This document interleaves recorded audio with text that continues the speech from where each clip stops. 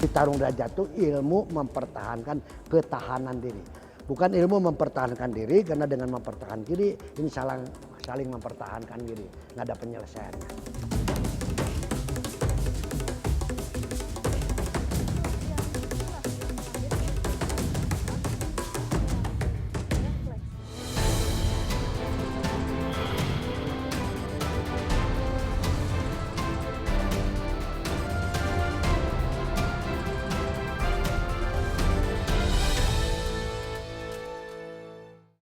Lebih dari 40 tahun bela diri ini sudah berkiprah dan dikenal di seluruh wilayah di tanah air. Hal tersebut tidak terlepas dari peran serta sang guru, yakni pendiri sekaligus pencipta gerakan bela diri tarung derajat yang dikenal oleh masyarakat dengan nama Al Boxer, sehingga hari ini sudah bisa dipelajari oleh anak-anak hingga dewasa.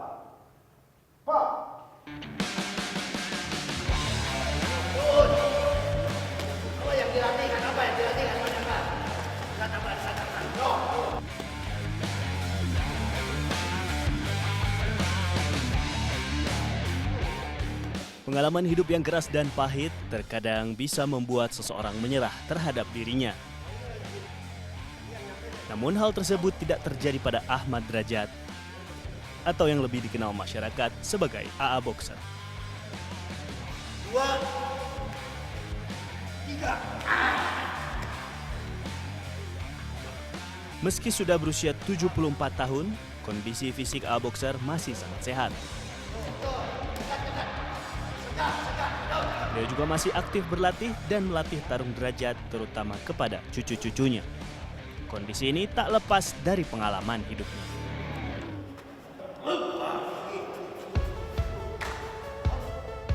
Lahir pada tahun 1951 di Kabupaten Garut sebagai anak laki-laki tertua dari 5 bersaudara. AA Boxer menghabiskan masa kecilnya di wilayah Tegalega, Kota Bandung sejak usia 3 tahun. Meski berayahkan anggota Polri, tubuhnya yang kecil kerap merasakan penganiayaan dan pertarungan fisik dari orang-orang di lingkungan.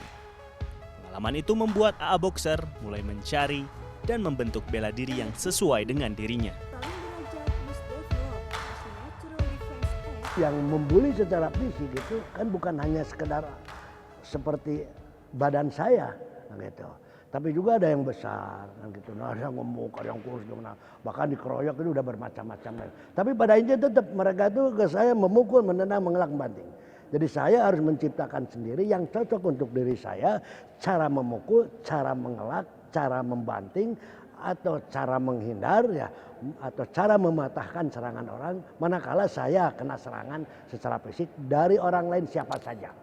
Nah, itu kan langsung singkat cerita praktek lapangan. Ternyata lumayan lah, nggak terlalu babak belur ngerti apa. AA Boxer mendeklarasikan bela diri hasil kreasinya pada tahun 1972 dengan 4 inti gerakan, yakni memukul, menendang, menangkis atau mengelak, serta membanting.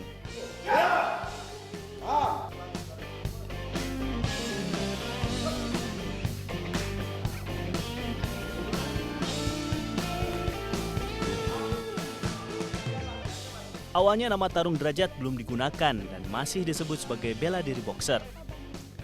Pada awal kemunculannya, boxer dikenal sebagai bela diri yang keras dan banyak kontak fisik. Hal tersebut sempat mendapatkan reaksi dari praktisi olahraga bela diri lain di Indonesia.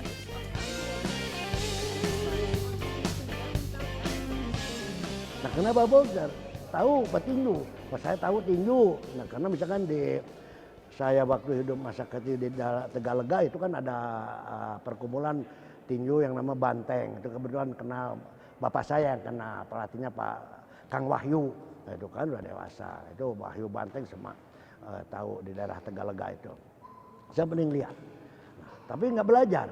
Menghancurkan lawan dengan sampai berdarah-berdarah kan gitu. Dulu gitu ya, mengatakan bahwa boxer itu lebih keras gitu ya. Ternyata kalau disambungkan dengan MMA itu hampir sama ya. Cuman banyak sekali bela diri yang mengikuti pertandingan. Tapi kalau boxer itu aturannya tidak boleh. Seiring perkembangan waktu, bela diri boxer mulai berubah. Dimulai dari perubahan nama menjadi tarung derajat, serta beberapa penyesuaian dalam teknik pertarungan serta peraturan pertandingan, termasuk penggunaan alat pelindung kepada atlet. Perubahan itu tidak terlepas dari keinginan tarung derajat diakui sebagai anggota Komite Olahraga Nasional Indonesia atau KONI. Maka pada tahun 1994 dibentuk Pengurus Besar Keluarga Olahraga Tarung Derajat atau PB Kodrat sebagai wadah bagi seluruh anggota tarung derajat di tanah air. Perjuangan Ahmad Derajat akhirnya membuahkan hasil. Tahun 1997, tarung derajat pun diakui sebagai anggota KONI. Hingga di tahun 2000, resmi dipertandingkan di PON.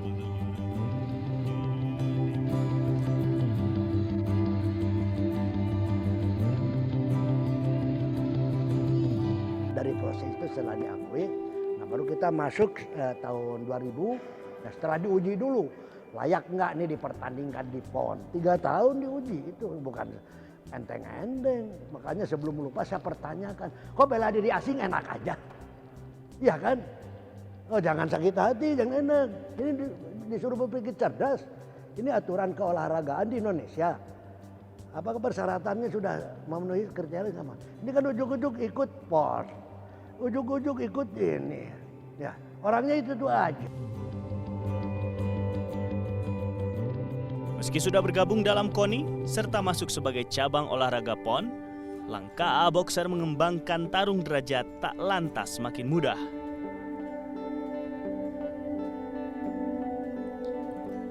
Tarung derajat nggak ada dana, nah gitu. Tarung derajat nggak punya aturan, tarung derajat membuat aturan sendiri. Setelah jadi KONI, ya itu. Tarung derajat cari dana sendiri untuk jangankan ke jurnas, karena di dalam perjalanan kan. Meskipun kita udah jadi anggota KONI, ya mana cukup kan biaya-biaya dari KONI. Nggak akan mungkin, ada 10% aja udah alhamdulillah.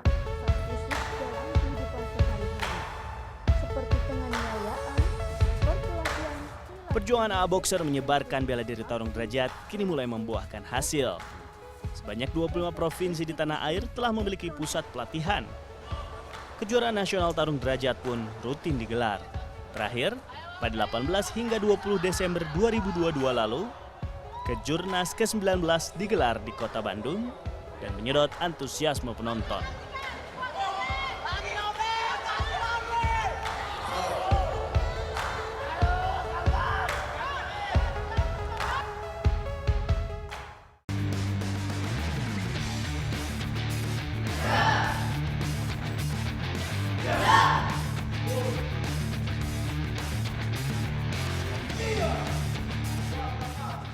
Soalnya dulu waktu dipegang sama sang guru katanya nggak dapat apa-apa, maksudnya dana gitu.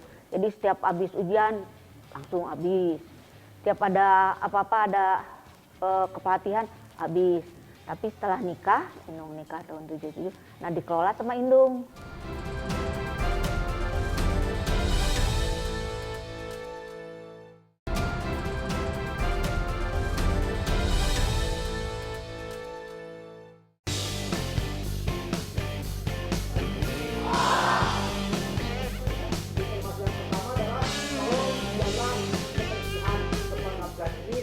Suasana Kawah Derajat, pusat latihan bela diri tarung derajat, begitu ramai pagi itu. Ratusan peserta datang dari berbagai penjuru Bandung Raya untuk mengikuti ujian kenaikan tingkat tarung derajat. Tingkatan pada bela diri tarung derajat disebut sebagai kurata, yang terdiri dari kurata 1 hingga kurata 7, serta zat bagi para pemegang sabuk hitam. Peserta berusia 7 hingga 17 tahun mendominasi ujian kali ini.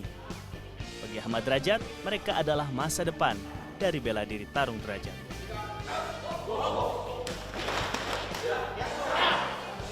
Inilah bagian dari kekayaan sumber daya manusia Indonesia khususnya itu aja. Mereka yang harus mengembangkan tarung derajat, dan melalui tarung derajat mereka tidak hanya sekedar pintar, nah, tidak pada tahu hormat dan balas budi terhadap orang tua, ya, tahu juga kamu yang menggerakkan pada akhirnya itu adalah Tuhannya, kan gitu. Nah itu akhirnya insya Allah bisa maju.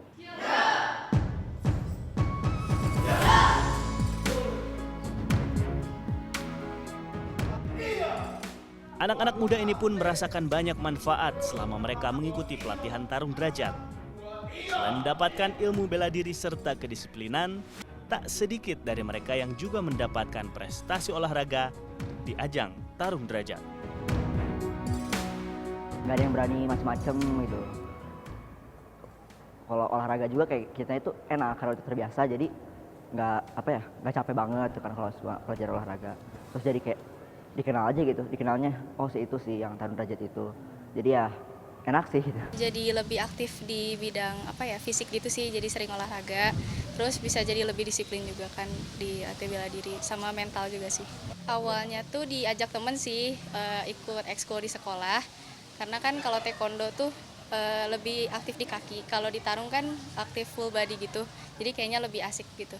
Lebih ke buat jaga-jaga kayak bela diri gitu sebenarnya. Seru, menambah pengalaman juga dan beda dari yang lain pokoknya. Ya.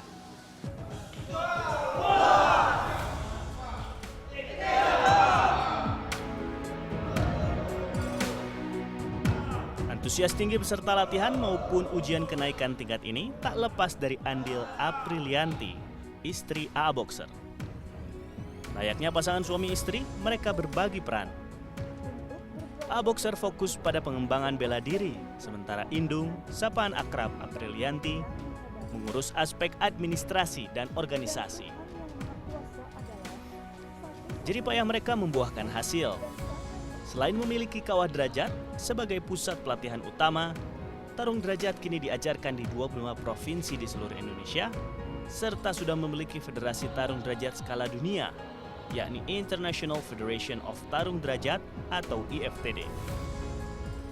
Soalnya dulu waktu dipegang sama sang guru katanya nggak dapat apa-apa, maksudnya dana gitu. Jadi setiap habis ujian langsung habis. Setiap ada apa-apa, ada kepelatihan habis. Tapi setelah nikah, Indung nikah tahun 77, nah dikelola sama Indung. Dikelola terus selama kelola itu ya dari uang ujian, dari uang pendaftaran, dikumpulin semua kumpulin. Sampai bisa beli tanah 11 tahun itu. Bisa mendiri, buat dapat itu tuh tempat latihan.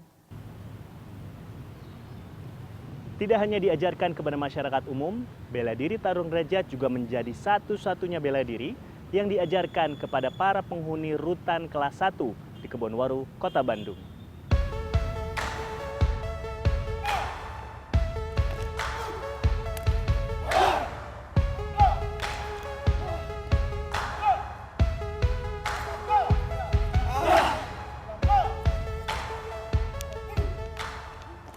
Meski olahraga bela diri identik dengan kekerasan, bagi Ahmad Derajat, tarung derajat perlu diajarkan kepada mereka yang disisihkan dan dianggap tidak baik oleh masyarakat. Tarung derajat harus menjadikan bahwa saya mendidik mereka tuh tujuan adalah untuk menjadi dirinya sebagai manusia yang berhakikat manusia. Nah itu manusia berhakikat manusia. Manusia iya tempat salah dan benar. Saya punya pikiran untuk memperbaiki kesalahan. Bahkan menghilangkan kesalahan-kesalahan dan tinggal melahirkan kebaikan-kebaikan hidup. Kan itu udah manusia.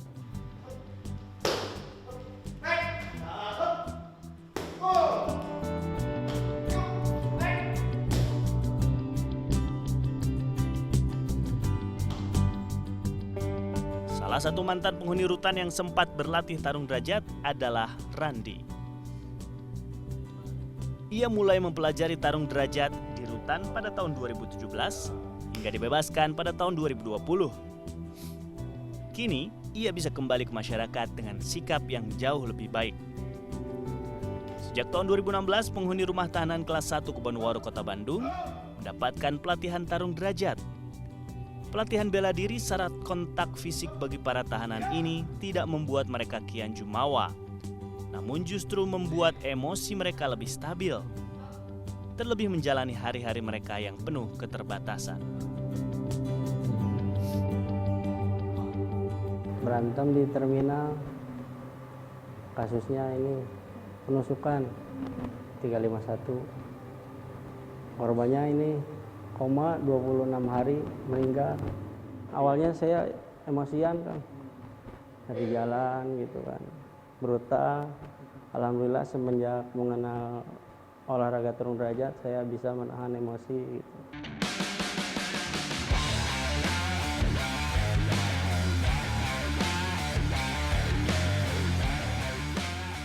Sejak tahun 2006, tarung derajat juga menjadi menu bela diri wajib bagi Tamtama dan Bintara di Skadron Pendidikan 801 Komando Pasukan Gerak Cepat atau Kopasgat TNI AU. Tarung derajat dianggap memenuhi kebutuhan sebagai bela diri dasar bagi anggota Kopasgat. Materi ajar bagi para anggota TNI disesuaikan dengan kebutuhan pertarungan praktis dalam kondisi khusus. Sekilas tampak lebih keras dibandingkan dengan teknik yang diajarkan bagi masyarakat umum.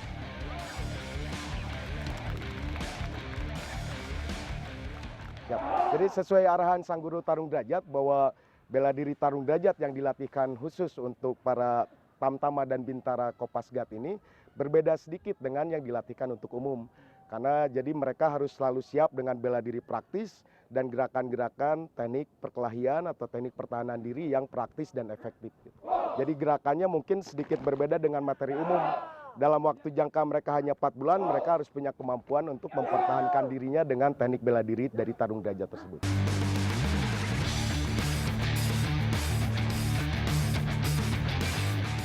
Meski hanya mendapatkan pelatihan selama 4 bulan, tarung derajat bagi para anggota Kopasgat TNI AU sangat bermanfaat dalam aspek fisik, juga membentuk kedisiplinan.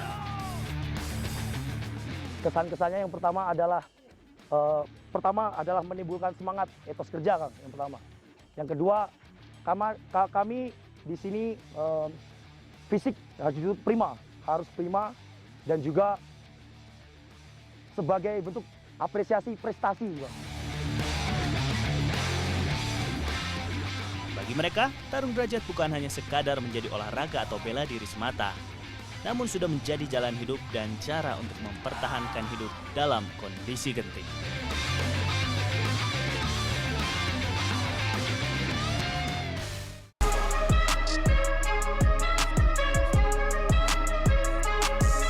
Disiplin tuh Bapak itu selalu inikannya dengan keras.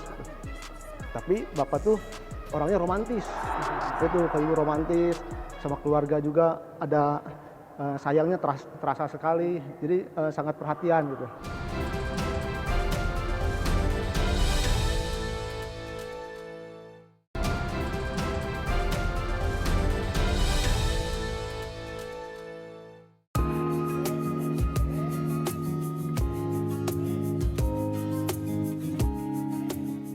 Di mata keluarganya, Ahmad Derajat adalah sosok penyayang dan pelindung. Dalam perjalanannya mengembangkan tarung derajat selama 50 tahun, Ahmad Derajat dikaruniai 3 orang anak. Badai Meganegara Derajat, Rimba Dirgantara Derajat, serta Dara Mentari Derajat. Ketiganya sejak kecil sudah dikenalkan dengan bela diri tarung derajat. Beranjak dewasa, ketiga anak AA Boxer mulai melihat sosok sang ayah yang ulet dan berdedikasi tinggi, namun juga keras dan konsisten dalam menjalankan aturan. Dari sikap itulah, AA Boxer yang kini selalu disapa dengan sebutan Sang Guru, menjadi panutan dan idola di dalam dan di luar urusan tarung derajat. Pernah ketika Sang Guru mendidik saya keras gitu, saya sedih, nangis gitu, kok Bapak kayak gini? Terus Sang Guru malah semakin keras bilang gini ke saya, kamu gitu ya, saya akan sangat keras mendidik kamu, lebih keras dari saya mendidik murid-murid anggota tarung derajat. Kenapa? Karena kalau kamu yang bertanggung jawab langsung ke Tuhan, ke Allah SWT, saya langsung gitu.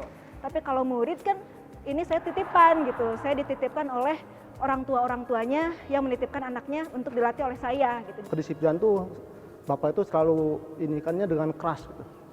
Tapi Bapak tuh orangnya romantis.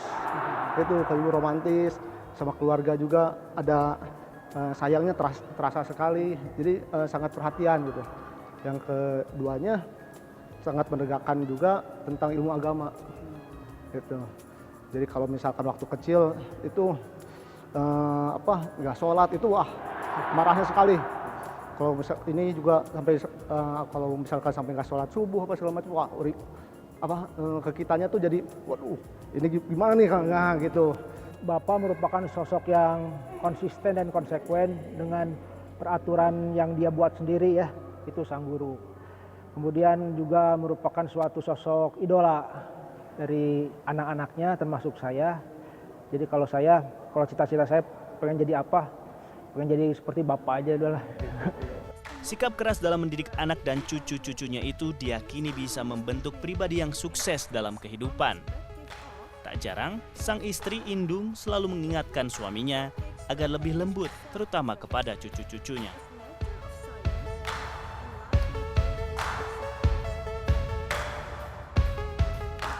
Ini suka titip gini ke sang guru, Pak, jangan terlalu keras itu ke cucu-cucu. Nggak ada dong, sama semua.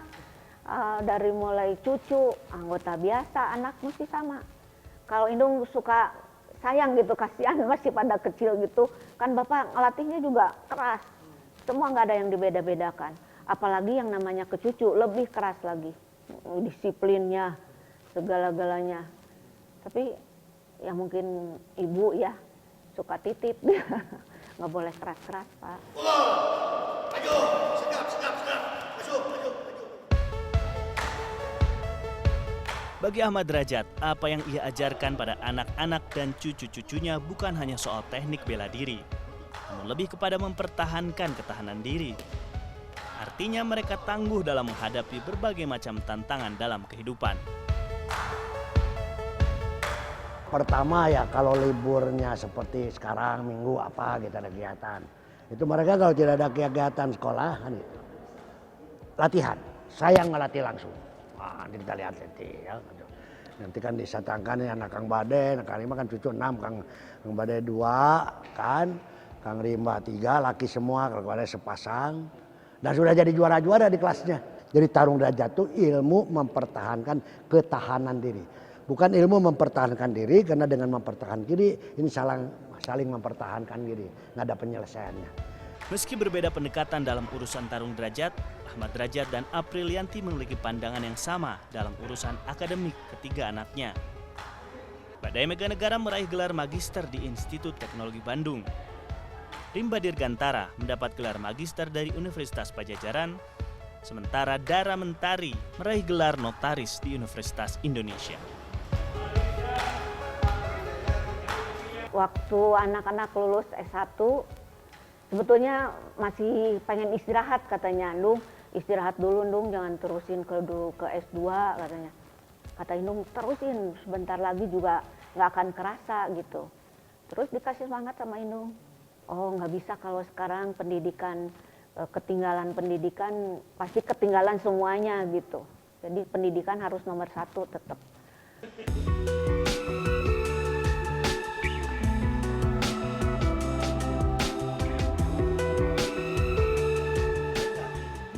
Sela-sela kesibukan mengembangkan tarung derajat, sang guru yang sudah berusia 74 tahun ini selalu menyempatkan dirinya untuk melakoni hobinya.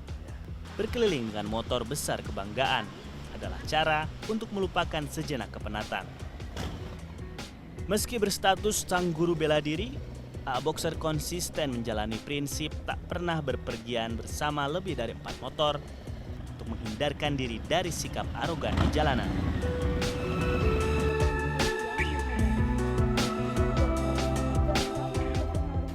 Prinsip hidup Ahmad Derajat bersama Indung selama puluhan tahun ini tak hanya sukses mengantarkan putra-putri mereka menapak pendidikan tinggi.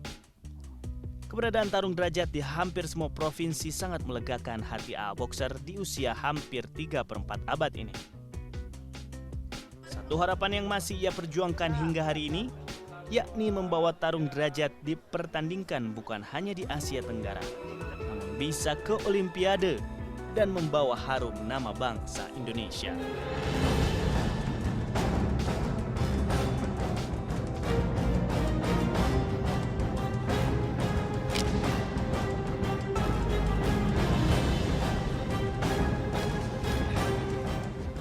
tapi kita akan tetap ya.